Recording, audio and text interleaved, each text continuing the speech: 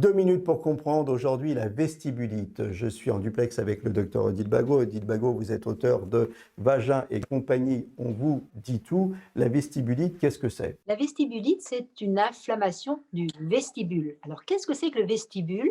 C'est une partie très, très sensible au niveau du vagin, en fait, à l'entrée du vagin, derrière les petites lèvres, mais qui, quand on le déplie, c'est encore à l'extérieur. Et c'est une partie qui est inflammée dans la vestibulite et très sensible à l'effleurement, au toucher et évidemment à la pénétration. Les symptômes.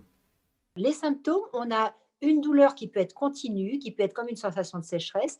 On a évidemment des douleurs au moment des rapports. Et au moment de l'examen, on a ce qu'on appelle un tilt test positif, c'est-à-dire qu'avec un petit coton-tige, on va toucher une zone particulière un peu rouge. Et là, la femme va vraiment dire: ah, c'est là que ça me fait mal. C'est dû à quoi, la vestibulite?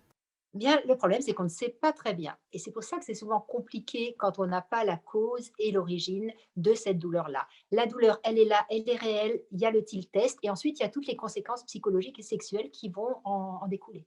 Est-ce qu'on peut confondre la douleur créée par la vestibulite avec d'autres douleurs, le vaginisme, des choses comme ça?